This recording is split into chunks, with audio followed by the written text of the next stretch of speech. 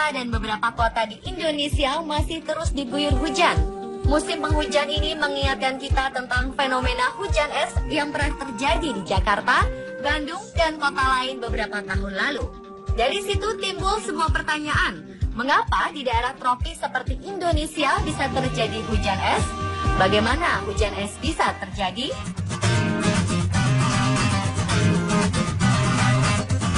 Sebelum membahas lebih dalam tentang fenomena hujan es, ada baiknya kita mengingat kembali bagaimana siklus air yang terjadi di bumi.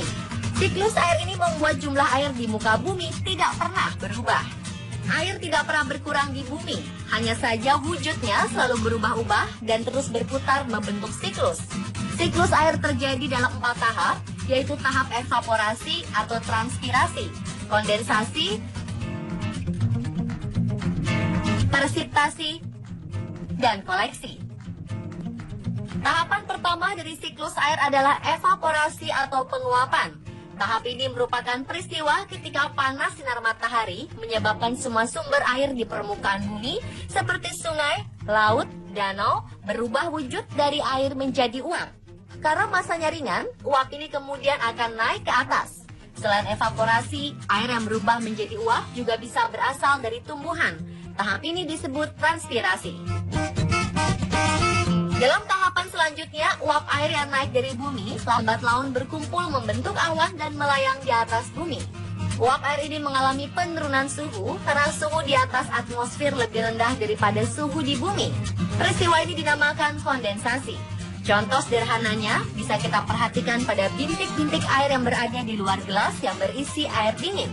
Air yang ada di dinding gelas bagian luar berasal dari udara yang suhunya menurun terkena dinding gelas yang dingin itu. Jika pada gelas hanya bintik-bintik air yang terbentuk, di atmosfer ada beribu ton air yang dihasilkan, jumlah yang sangat luar biasa. Jika uap air yang berkumpul menjadi awan terjadi secara masif dan terus-menerus, maka atmosfer tidak akan sanggup lagi menahan air. Inilah yang membuat titik-titik air ini jatuh kembali ke permukaan bumi atau kita kenal dengan nama hujan.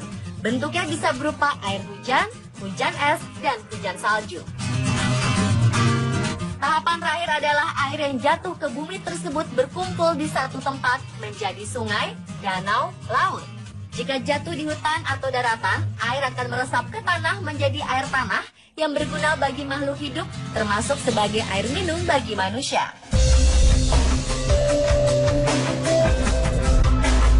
Nah, dari penjelasan siklus air tersebut, hujan es terjadi pada saat siklus presipitasi, yaitu ketika air jatuh kembali ke bumi.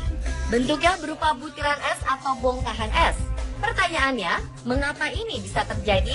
Mengapa yang jatuh ke bumi bukan dalam bentuk air, melainkan dalam bentuk es? Hujan es terjadi karena adanya awan bernama cumulonimbus, yang biasanya berada di ketinggian lebih dari 5 km di atas permukaan laut.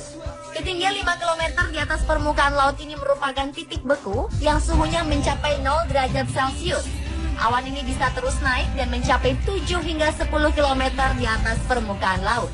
Di saat awan tersebut berada di ketinggian lebih dari 5 km, maka uap air yang dibawa awan ini pun melewati suhu yang cukup dingin hingga membuat mereka mengkristal menjadi es. Oleh angin yang berhembus, kristal-kristal es ini ada yang menempel satu sama lain, membentuk bongkahan es yang cukup besar. Jika awan cumulonimbus yang berisi butiran es dan bongkahan es ini tidak kuat lagi menahan beban, butiran es dan bongkahan es tersebut akan turun ke bumi. Dengan kata lain, hujan es dalam berbagai ukuran akan mengguyur bumi. Dalam perjalanannya, sebagian es mencair karena suhu di bumi semakin lama semakin hangat. Namun bongkahan es yang cukup besar tidak sempat mencair seluruhnya dan tetap berbentuk es ketika tiba-tiba di bumi. Inilah yang disebut hujan es. Para pakar ilmu meteorologi menyebut hujan es sebagai hail.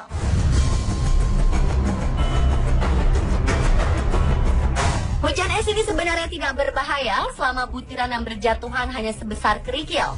Tetapi jika hujan es yang turun berukuran besar atau masih berupa bongkahan batu es, tentu saja hal ini bisa berbahaya karena bersifat merusak. Seperti yang terjadi di Kabupaten Agam, Sumatera Barat, Mei 2014 lalu. Hujan es yang menimpa salah satu desa di kabupaten ini mengakibatkan puluhan rumah rusak.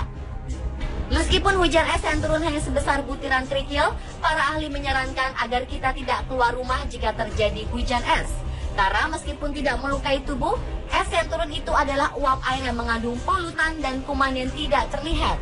Jadi lebih baik menghindari hujan es daripada bermain dengan es yang jatuh dari langit. Hujan es kerap terjadi di daerah tropis seperti di Indonesia. Biasanya hujan es berpotensi terjadi pada musim pancaroba karena angin cenderung lemah dan berubah arah. Akibatnya udara yang mengandung uap air terdorong cepat ke atas mencapai daerah yang sangat dingin. Jika angin cukup kencang, hujan es bisa datang bersamaan dengan angin puting beliung. Inilah yang mengakibatkan bencana besar. Bencana hujan es yang terbesar terjadi di Bangladesh pada tahun 1982. Bongkahan es yang turun pada waktu itu bisa mencapai bobot 2 kg. Bencana ini menewaskan 92 orang, ratusan hewan ternak, dan merusak rumah serta kendaraan penduduk.